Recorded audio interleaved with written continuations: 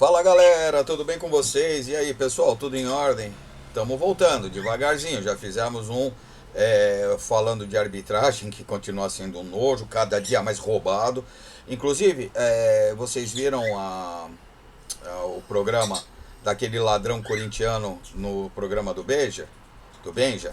Pois é, ali ele confessa que ele recebeu 20 mil reais para poder marcar, enfim, para arrumar. E aí querem que a gente acredite que hoje não tem mais isso.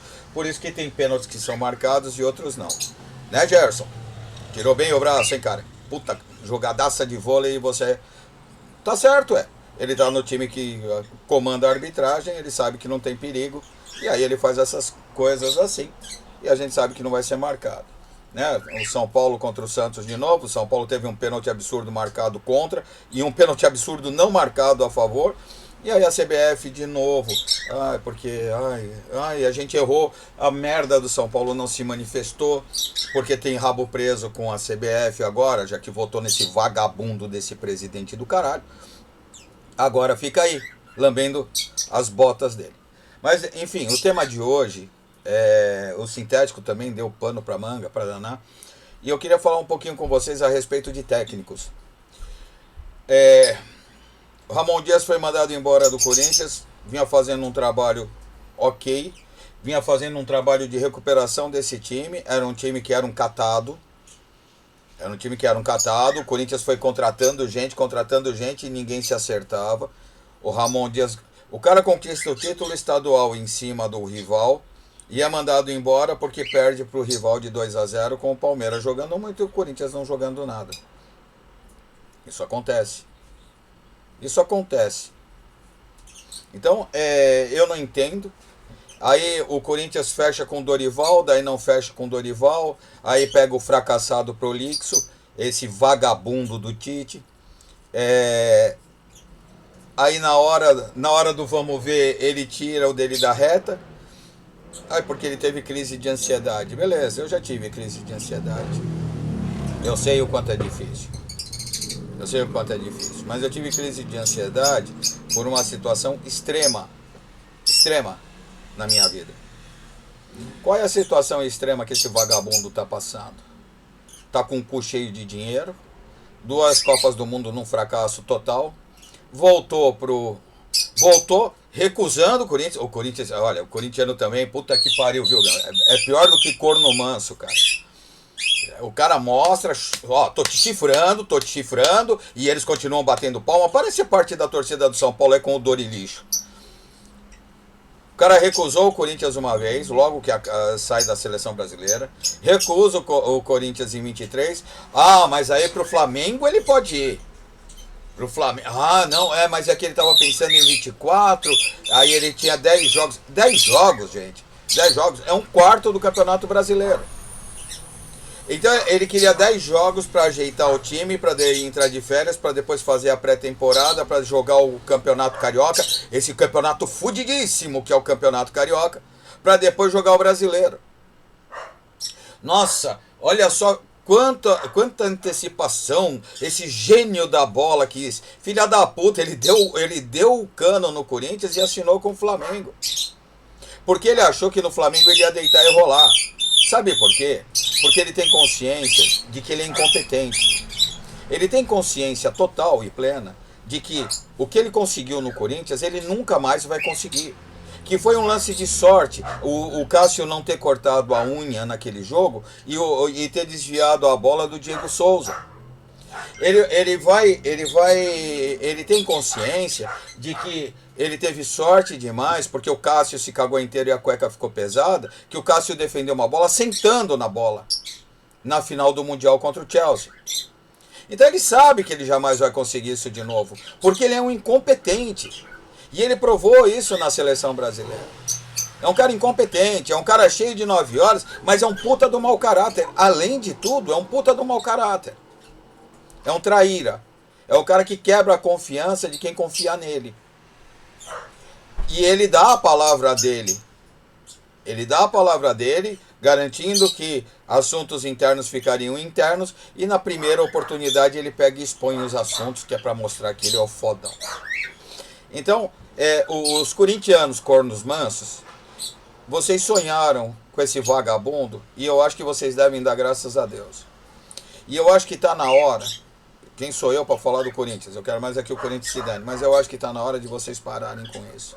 Está na hora de vocês enterrarem esse vagabundo no passado, como está na hora do flamenguista enterrar a merda do JJ no passado e ficar com a lembrança daquele período que eles tiveram. O Tite teve 1 ano e pouco de Corinthians, o JJ 6 meses de...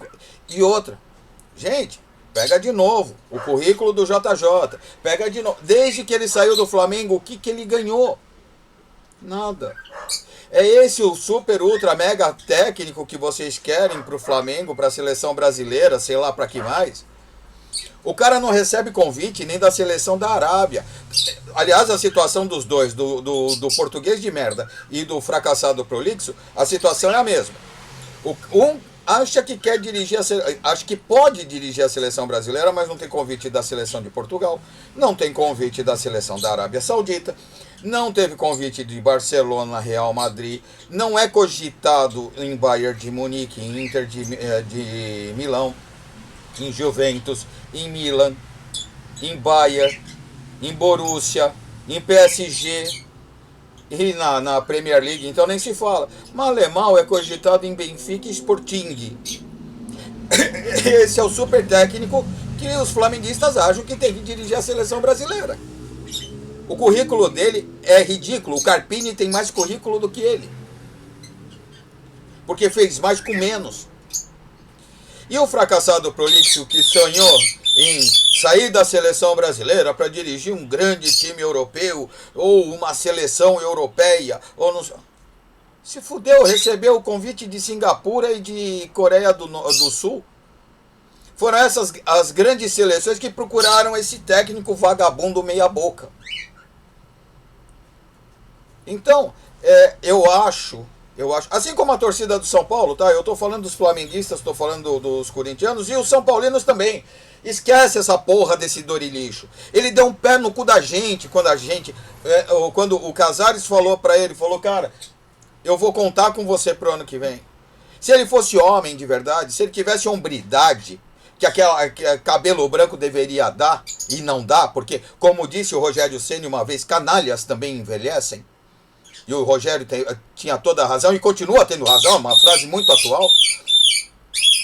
Esse canalha vagabundo do Dorilicho, ele deveria ter dito pro Casares, ó, você quer, eu faço, mas você fica sabendo e eu vou deixar claro para todo mundo, se a seleção me chamar, eu vou embora.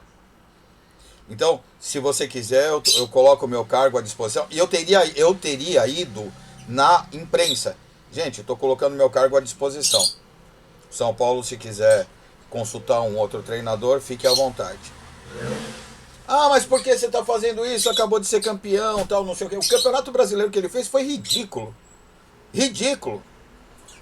São Paulo não precisava de técnico para fazer o campeonato brasileiro que ele fez. Um cone no lugar do técnico. A Copa do Brasil, de fato, ele traz esse título para o São Paulo. Mas é aquilo que eu falei lá no Giba Tricolor.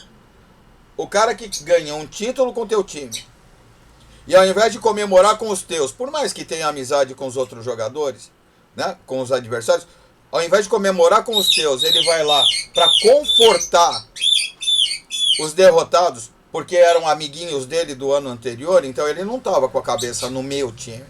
E eu sou São Paulino. Então, se o negócio dele é o Flamengo, como ele falou que a história dele no Flamengo não terminou, que ele vai voltar para o Flamengo porque ele quer terminar a história dele, ele que fique por lá, no São Paulo não precisa pisar mais. Sabe, gente, porque isso daí você faz com um time pequeno. Esse desprezo, como o Corinthians está se apequenando para um Tite, que é um merda. É um merda de técnico, não sabe porra nenhuma de futebol. Não sabe. O Tite é o cara mais fácil de ser marcado. Tanto é verdade que agora a esperança dele no futebol, e muito provavelmente foi por isso que ele recusou o Corinthians, a esperança dele no futebol é que ele estava sendo cogitado para substituir quem? o português de merda na Arábia. Ou seja, os caras com tanto dinheiro, eles vão trocar uma merda por outra. Porque é tal e qual, os dois são extremamente incompetentes. Os dois têm currículos extremamente curtos, em termos de conquista. O fracassado prolixo do Tite, ele ainda é melhor do que esse português de merda. Porque dirigiu a seleção brasileira, que é a seleção do país dele, aí tudo bem. 2 Copas do Mundo, não merecia ter ficado para a segunda Copa do Mundo, obviamente, porque foi um covarde. Mas aí a papagaiada toda depois vem nos mesmos moldes. O português de merda, o Flamengo, toda vez que cai o técnico, liga pra ele: "Ô, Jota, volta, pelo amor de Deus, porque a torcida quer a torcida." Ele fala assim: "Ai, eu volto, eu vou pagar. Olha, quanto é que vocês vão me pagar?" "Não, a gente pode pagar 3 milhões por mês." "Não, é que aqui eu ganho 10. Então me paga os 10. E ó, tem a multa rescisória. A minha multa rescisória aqui são 60 milhões. Vocês têm que pagar. Aí eu volto." Aí o Flamengo pisa no freio. Aí vem a imprensa carioca de merda e fala o quê? Porque o JJ falou que vai tirar do bolso dele pra pagar. Mentira, cara. Mentira. Ele nunca falou. E a única vez que ele deu uma entrevista falando de multa rescisória, ele deixou bem claro: quem me quiser que pague a multa rescisória. Você acha que o português vai tirar o dinheiro do bolso? Os caras são pior que o judeu, caramba. Deixa de ser otário. E vocês caem nesses Mauro César da vida, esses André Rizek da vida, que porque o português falou que vai tirar o dinheiro do bolso dele para pagar a multa rescisória. Vocês são otários. E eles fazem a gente de otário o tempo todo. E a gente vai caindo. Então tá na hora das torcidas começarem a tomar conta, das torcidas começarem a tomar mais cuidado com o que vem, de parar de comprar essas narrativas merdas que esses caras fazem. É difícil, porque nós estamos numa época, numa fase da humanidade de uma maneira geral, mas principalmente aqui no Brasil, que é tudo bosta. O que os caras falam é lei. E sabe por quê? Porque as pessoas não conseguem raciocinar. Sabe por quê? Porque são inúteis. São massa de manobra. Para tudo. Para política, para futebol, para tudo. Eles se reivindicam direitos sem querer obrigação nenhuma. Eles se sentem pressionados porque eles querem ganhar 10 mil reais para ficar em casa. Mas pôr o pé na rua para trabalhar, nem pensar. E se você colocar lá um salário de 2 mil reais para esse bando de vagabundo, isso é exploração. Então é uma geração toda, aliás são 2 gerações já, de narrativas vazias, que elas não conseguem raciocinar. Aliás, se você perguntar para qualquer jumento desse quanto é 1 mais 1, eles não vão saber. E é o grande perigo que o Brasil está correndo, porque os caras mais velhos estão morrendo. Os caras que sabiam que era sair para trabalhar, o cara que sabia que era sair e lutar, até para conquistar seus direitos, sim, de fato, mas cumprir com as suas obrigações, essa turma está morrendo. E o que está ficando para trás é um bando de vagabundo, que vai atolar o Brasil de uma maneira absurda, num lamaçal de ignorância, que eu não sei se vai conseguir sair. Então eu sinto muito pelos meus filhos, pelos meus netos, porque eles vão pegar uma fase terrível. E é isso. Esses merdas da televisão, é isso que eles fazem. Gente, no jogo contra o Santos, parte da torcida do São Paulo gritando: "É Luciano." Pelo amor de Deus, o cara acabou. Será que não deu pra ver? Os caras fizeram tanto que conseguiram tirar o Caleri de algum jeito. Porque eles queriam tirar o Caleri. Sabe o que acontece? Sabe essa briga que tem, essa polarização que tem na política? Que você pega esse roubou a joia, mas o outro também roubou, mas o outro podia roubar, esse não pode. As narrativas são diferentes para a mesma situação.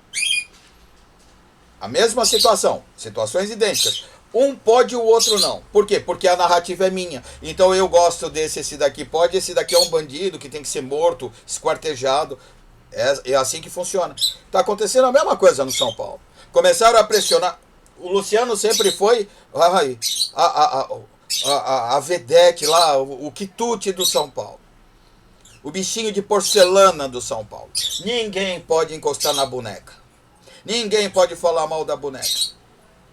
Começaram a pegar e começaram a enxergar que esse merda acabou o ciclo dele no São Paulo. Tem gente que ainda, bom jogador, tem a finalização, não tem, ele não tem mais nada, ele não apresenta mais nada. Sabe qual é a prova disso? Ele joga de 9 e não joga, ele joga de segundo volante, atacante ele não joga, ele joga de ponta direita, de ponta esquerda, de camisa 10, de volante, e ele não joga. E toda vez que ele joga, em qualquer posição do meio para frente, todo mundo diz que ele não está na posição dele. Eu quero saber qual é a posição dele. E aí, por que eu estou falando especificamente? Primeiro, porque é do meu time. E segundo, porque essa mesma torcida queria que o Caleri saísse do time. Quando o Zubeldia finalmente tomou coragem de colocar o Luciano no banco, aí execraram o Zubeldia. Se vocês prestarem atenção, não é coincidência. Quando o Zubeldia começa a colocar o Luciano no banco, ele começa a ser fritado pela diretoria, por parte da diretoria e por parte da torcida. Não é coincidência isso. E aí a torcida começa a exigir a saída do Caleri, como se o Caleri fosse um jogadorzinho merda, como é o Luciano. Apesar da fase ruim do Caleri. O Caleri produz para o São Paulo o que o Luciano não entrega há mais de 2 anos. E aí quando vem encher o saco com o André Silva, se vocês pegarem os jogos do São Paulo, onde o Caleri joga, e a maneira como se joga com o André Silva, se o Caleri recebesse uma bola por jogo, da maneira que o André Silva recebe 3 ou 4 por jogo, o Caleri seria artilheiro do Campeonato Brasileiro. Mas a culpa é de quem? Aí a culpa é do treinador. Aí a culpa é do treinador. Por quê? Porque você tem um jogador como o Caleri, aí o treinador chega pro goleiro e fala assim, ó, dá um chutão lá pra frente e ele que se vire. O Caleri não recebe uma bola no chão. O Caleri não consegue pegar uma bola no chão, uma bola em condição de finalizar, uma bola de entrada de área, uma assistência como o Ferreirinha fez com o André Silva. O Caleri não recebe uma bola assim. Isso daí é culpa de quem? Do treinador.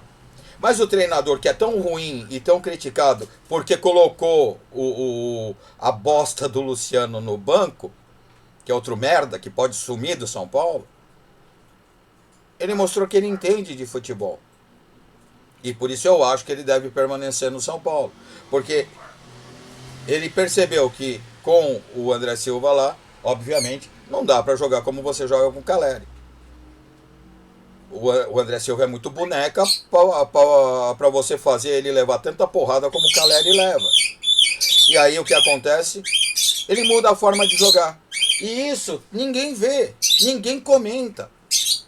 Ninguém comenta. Gente, o Super Ultra Mega Power time do Flamídia ficou sem o Arrascaeta por 3 rodadas, disseram que o time estava desmontado. O time não jogava porque não tinha o Arrascaeta. É um time que os caras juram por Deus que é um time de seleção, é um time europeu. Bom, papagaiada de sempre para poder vender essa merda aí. Que é um timeco desse tamanho. Sem o Arrascaeta, um jogador. Disseram que o Flamengo, com 450 jogadores, com a folha salarial de 80 milhões por mês, não conseguia jogar porque faltava o Arrascaeta.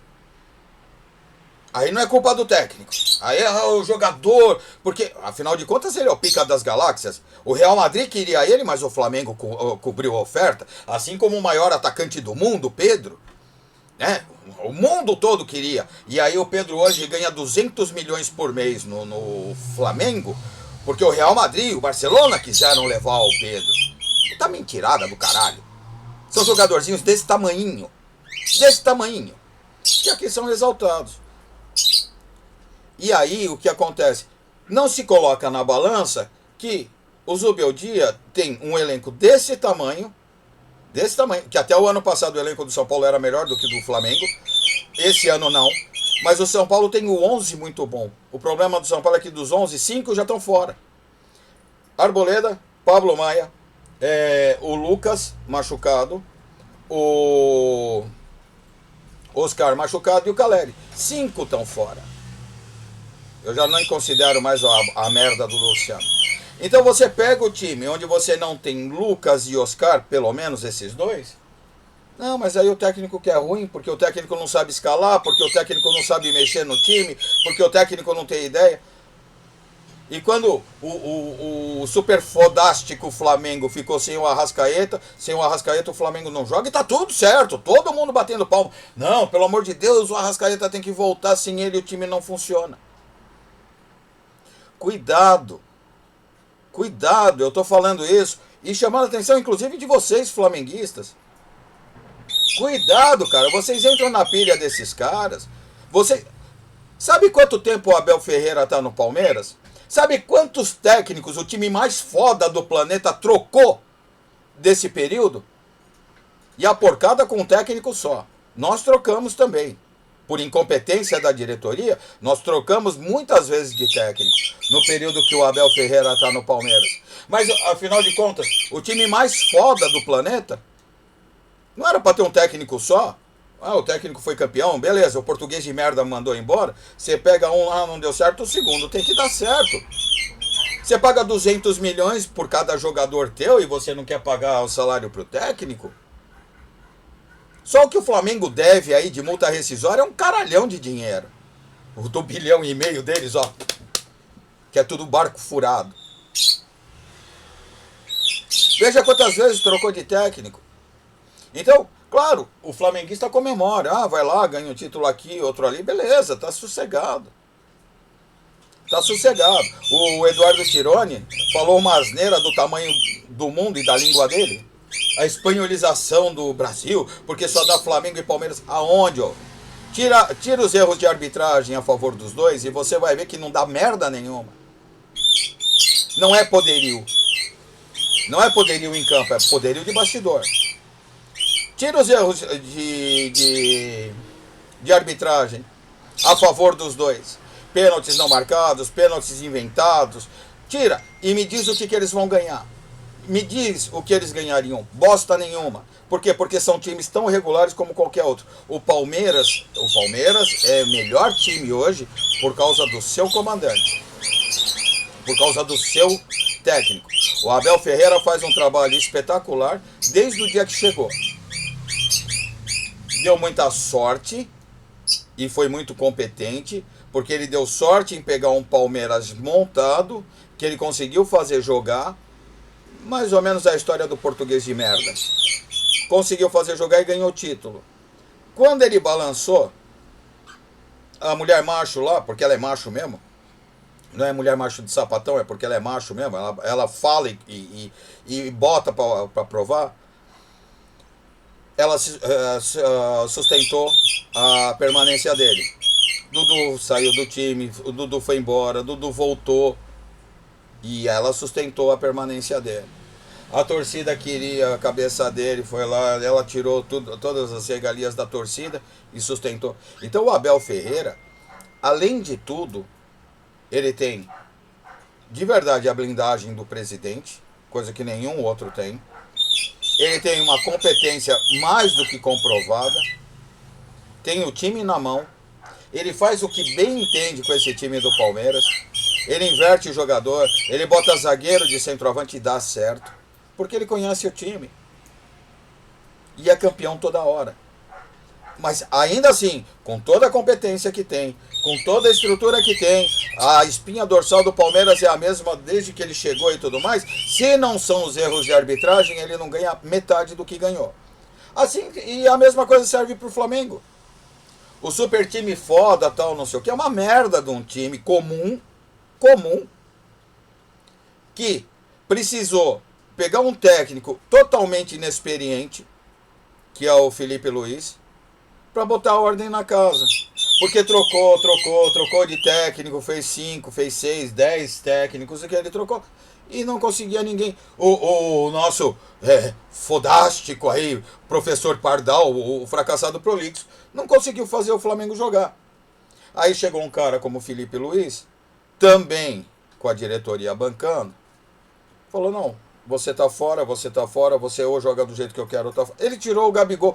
O Felipe Luiz resolveu um problemaço que o Flamengo tinha há muito tempo. Ele tirou o Gabigol do time. Ele tirou o Gabigol do time e do clube.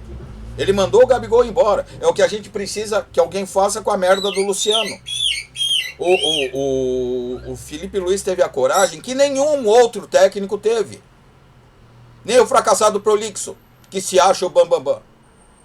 Por isso eu acho que o Felipe Luiz hoje é o cara mais indicado para dirigir a seleção brasileira. Vai chegar na Copa do Mundo, vai fazer bom papel? Não, vai ser eliminado na primeira fase. Um cara muito novo, não tem problema. Deem tempo para ele. Faça o projeto Felipe Luiz para 2030. Se ele continuar na pegada que ele está, teremos grandes chances na seleção brasileira. A diferença que tem é que na seleção brasileira não tem o apito que eles têm, principalmente no Campeonato Brasileiro, né? Então é assim, é difícil você criticar ou de você valorizar o trabalho de um técnico quando você tem tanta manipulação de resultado a favor de um ou de outro.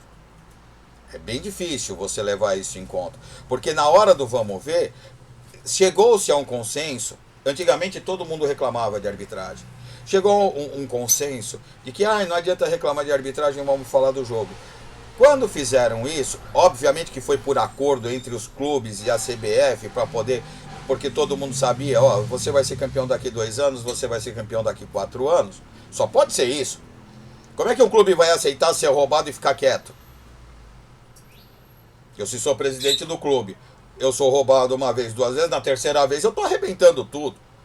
Peraí, eu tenho os meus torcedores, eu tenho os meus patrocinadores, eu quero brigar pelo título.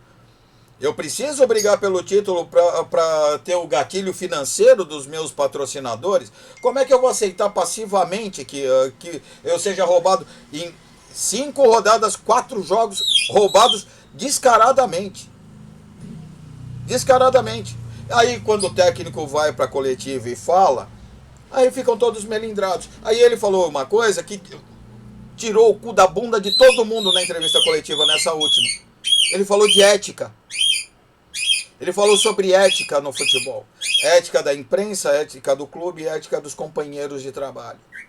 Ele calou a boca de todo mundo. Não teve mais um filho da puta de um repórter nojento, fraco, que eles são fraquíssimos. Fraquíssimos. Assim, fazem perguntas que meu filho de 10 anos consegue elaborar melhor do que eles. Nenhum filho da puta conseguiu mais perguntar nada pra ele. Ficou, porque, e aqui? Você tirou aqui. Como é que vai ser pro próximo jogo? Ele falou, cara, não dá pra pensar no próximo jogo, eu preciso ver amanhã. Todo mundo sabe que nenhum técnico vai projetar o jogo seguinte no final de uma partida, precisa ver quem é que tá em condições de jogar.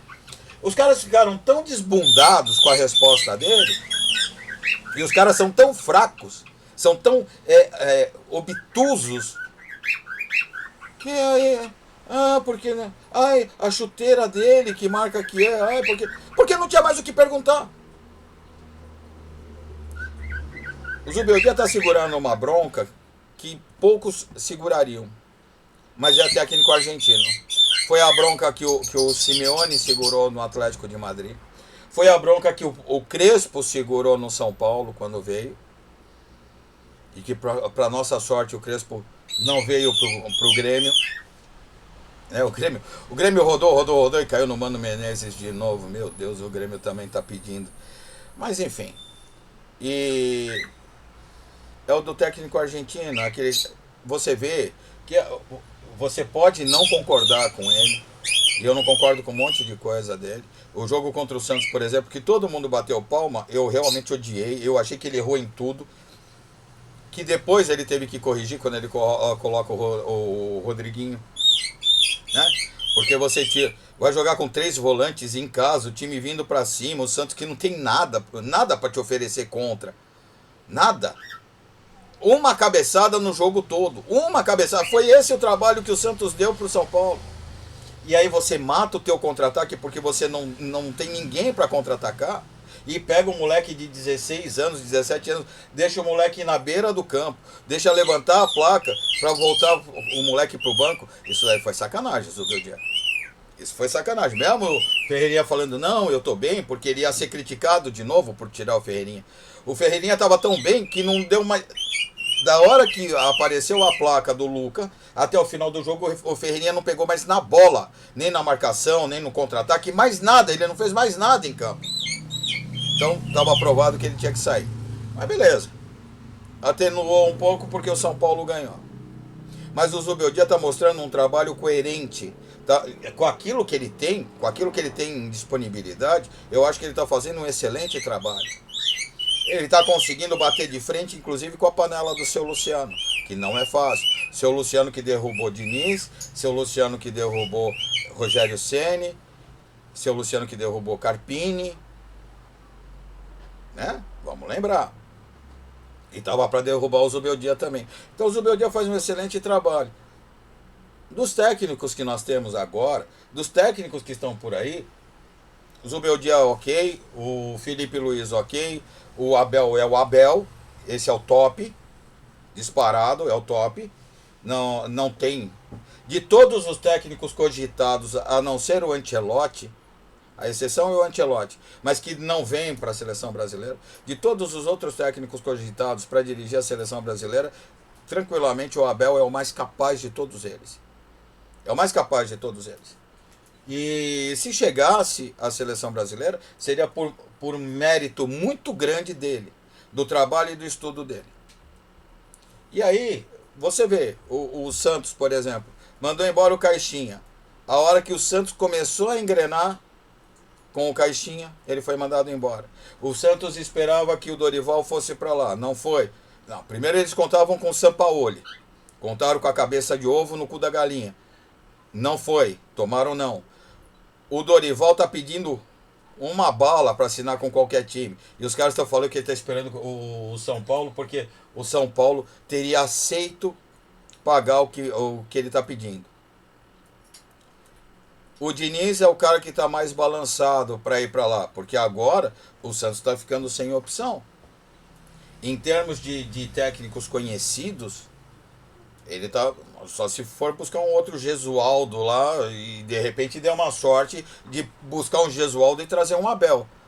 Porque senão, dos técnicos conhecidos, você já não tem mais. Chegaram a cogitar o Tite no Santos, cara. Essa diretoria do Santos é retardada. Essa diretoria do Santos, ela é estúpida. Ela está fazendo o Santos ficar cada vez menor. A maior prova disso é que eles assinaram a 7K aí, casa de aposta também. Eles assinaram o patrocínio Master, 120 milhões por 2 anos. 60 milhões por ano para estampar a camisa do Santos, o maior time do Brasil, o segundo maior time do mundo. 60 milhões por ano e essa diretoria está achando que está fazendo bom negócio. E os santistas acham que estão gostando. Rapaz, para eles, só para vocês terem uma ideia, isso quem falou foi o Sormani. Então o Sormani é o cara que manja tudo de Santos. Ele vive lá dentro do Santos. O Sormani falou que se o Santos tiver a temporada perfeita, campeão paulista, campeão brasileiro, campeão da Copa do Brasil, campeão da Libertadores e campeão mundial, vai receber 170 milhões em 2 anos. Vocês acham que isso daí é valor para... Eu, se sou o Santos, não sento nem para conversar. Nem para conversar. Você tem que ganhar tudo para ganhar 170 milhões em 2 anos de patrocínio? Que é isso? O Corinthians rebaixado ganhava mais do que isso daí com o patrocínio por ano. E aí a bomba estoura em cima de quem? Do Caixinha. Ah, porque o Neymar não sei o quê. Porque... De duas uma, o Neymar assume que comprou a porra do Santos e diz, não, agora quem tá mandando sou eu. E beleza, esses 120 milhões aí em 2 anos é só pra gente poder ir ajeitando, porque daqui 2 anos tem a Copa do Mundo, eu encerro, ou daqui 1 ano, tem a Copa do Mundo, eu encerro a minha carreira e daí eu vou ser dirigente, vou ser dono do Santos, e aí lá eu vou mexer, vou saber o que eu vou fazer. Porque não dá pra você entender. Você contrata um técnico que é o Caixinha estilo Diniz. Se você não der tempo pra ele, ele não vai funcionar. Você quer técnico que resolva no dia? Aí é Carille, o Mano Menezes, Esses resolvem num dia. Ele chega lá, retranca tudo e fala assim, ó, aqui a bola não passa, nós vamos tentar, já vai chutando a bola pra frente, se fizer o gol, beleza. O que não pode é tomar gol. Fecha aqui atrás e tá tudo certo. Aí você resolve o time. Agora, quando você quer técnicos que proponham o jogo, que é o que aparentemente o Santos estava buscando, porque senão não teria ido atrás do Sampaoli, você vai trocar o Caixinha pelo Diniz. O Diniz passou pelo Santos, ficou 8 jogos e foi embora. Foi mandado embora. O Caixinha ficou quantos jogos no Santos? Se você não tiver paciência, o Santos está fazendo vestibular para o rebaixamento de novo. O Santos não aprendeu, a diretoria do Santos não aprendeu. Esse lance de ficar trocando de treinador, porque se chegar o Diniz nesse time do Santos, em 8 jogos ele vai ser mandado embora também. E o Santos está fazendo de novo, está trilhando o mesmo caminho que levou ele para a Série B. O Santos que não se cuide. Economicamente não está sendo viável. Essa diretoria está acabando com o Santos. Está transformando o Santos numa portuguesa santista. Estão pensando. Os caras não conseguem fechar um patrocínio decente, mas estão pensando na construção da arena lá em Santos, porque tem o terreno lá no Guarujá, ou lá no sei lá onde, porque vai acontecer, vai cair de paraquedas, vai subir, vai ter o heliponto lá pro Neymar pousar de helicóptero, porque... Rapaz, vocês não têm dinheiro para pagar a marmita, estão igual o Corinthians, só que estão pagando. E pensam em contratar técnico de 3 milhões. Que é isso, gente? Que é isso? Pé no chão. O São Paulo, com muito mais receita do que o Santos, está se fudendo inteiro. E se não desse essa parada, a gente ia bater em 1 bilhão e caralhada no ano que vem de dívida. E o Corinthians mandou tudo a merda e falou assim, eu vou estourar tudo. E está estourando. Está em 3 bilhões a dívida do Corinthians. 3 bi. O que o Corinthians tem para pagar isso daí? Nada. O estádio não é deles, os jogadores também não, porque quem paga é o patrocinador. Então, o Corinthians não tem nada e está com 3 bi na mão. E aí você vai pensar num técnico como Dorilicho, como fracassado prolixo? Cara, você tem que ser realista. E a realidade do Santos era o Caixinha. E o Caixinha estava começando a ajeitar o Santos. O Santos, quando ganha do Vasco, se não me engano, mostra um bom futebol. Contra o São Paulo não jogou bem. Jogou bem o segundo tempo, mas aí é porque o São Paulo também caiu bastante de produção. Mas contra o São Paulo não jogou bem. Contra o Santos, a vitória do Santos foi contra o Vasco. E contra o Vasco realmente o Santos jogou bem. Era reflexo de quem? E o Flamengo acaba de tomar o gol. Essa vitória do Santos era contra quem? Era o trabalho de quem? Do cara ali, que é o César Sampaio, que assumiu? Claro que não, era do Caixinha. Ele só botou o time em campo. Não sei, cara. De verdade eu acho... Não, estava impedido. De verdade eu acho que, assim, o Santos está caminhando de mal a pior. De todos os times. De todos os times. A exceção do Corinthians que ligou o foda-se e tá tudo certo. E o Corinthians vai fechar as portas. A não ser que o painho lá continue jogando dinheiro. E, tá aqui o estádio, não precisa mais pagar, não sei o quê, que é o que os corintianos querem. Senão vai fechar as portas. E eu acho que o Santos é o que está na pior situação. Porque o Santos está sem norte. Sem norte. O Vasco conseguiu encontrar o seu norte, apesar de estar uma pereba, mas o Vasco conseguiu encontrar o seu norte. O Fluminense, bem ou mal com o Renato Gaúcho, vai se ajeitando. O Renato Gaúcho é um cara que gosta do Rio de Janeiro, todo mundo conhece ele. O Felipe Luiz está fazendo um baita trabalho no Flamengo, principalmente por ser novato. Então, todo mundo vai se ajeitar. E o São Paulo, se não fizer merda, também vai passar com turbulência. Claro que vai passar por turbulências. Mas deixa o cara trabalhar. E é aquele negócio que eu falei lá numa live. Se você tem dinheiro para pagar 2 milhões pro Dorival e você paga 1 milhão pro Zubeldia, pega esse outro 1 milhão que você ia pagar para essa bosta desse técnico de merda Contrata 2 jogadores de 500 mil, um atacante e um meio campo, que é o que o São Paulo está precisando agora com urgência. Você põe mais 2 jogadores lá para o técnico atual poder trabalhar. Poder falar para ele, ó, você tem esse, não vai trazer Haaland, não vai trazer Dybala, não vai trazer o De Bruyne, não é jogador assim. Mas também não vai ser um Rai Ramos da vida, vai ser um jogador ok, ganhando lá seus 500 mil por mês. Você coloca 2 jogadores, um no ataque e outro ali no meio campo, e você vai ajeitar e oferece para o teu treinador. Fala para ele, ó, você tem mais 2 jogadores aqui. Eu acho que é mais lógico. Eu acho que é mais lógico. Tá bom, gente? É assim, ó. Esse daí é um apanhado geral sobre técnicos. Aí, deixa eu ver como é que vai ficar a situação da seleção brasileira. Daí a gente faz um vídeo exclusivamente falando dos técnicos que poderiam, ou que são cogitados para dirigir a seleção brasileira, né? Vocês já perceberam que eu sou muito a favor do JJ de dirigir a seleção brasileira, né? O filho da puta não dirige nem a seleção de Portugal, mas eu quero dirigir a seleção brasileira. É aquele novato que não quis dirigir uma Sauber, não quis dirigir uma Williams em baixa, mas não, ele tem que sentar na Ferrari. Se ele não for na Ferrari, ele não quer. Cara, vai mostrar teu trabalho primeiro, que trabalho não tem. Então, mas aí a gente faz alguma coisa nesse sentido, tá bom?